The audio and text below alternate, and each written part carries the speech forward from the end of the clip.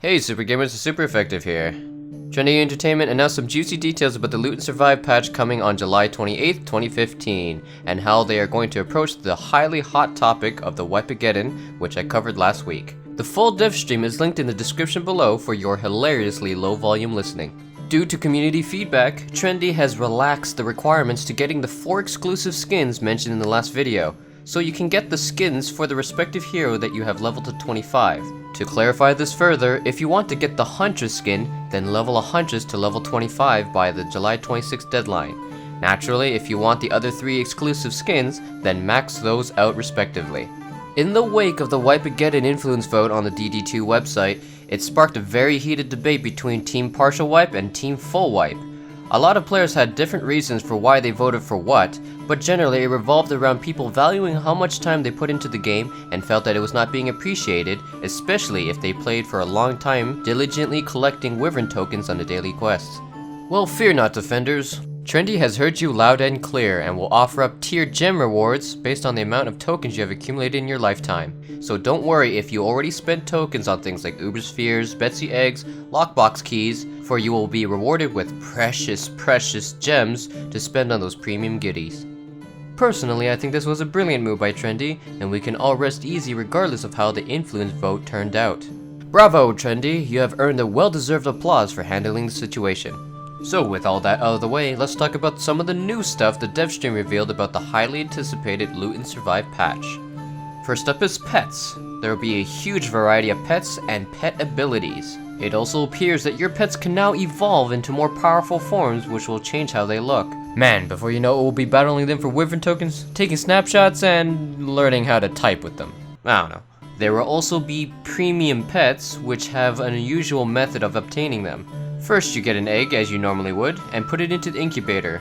During the incubation period, you can then transform it into a premium pet by spending gems. These premium pets are only cosmetic skins and have VFX that will not affect gameplay in any way.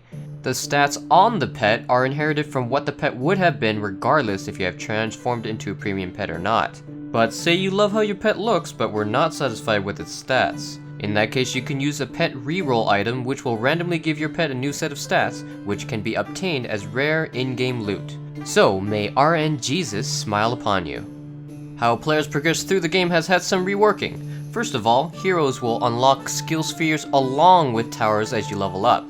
There will now be quests for players to complete, which are narrative-focused missions to help guide new players through the game, and also grant special rewards like gems and Wyvern tokens, which can only be completed one time. It has been announced that there will be 7 difficulty tiers.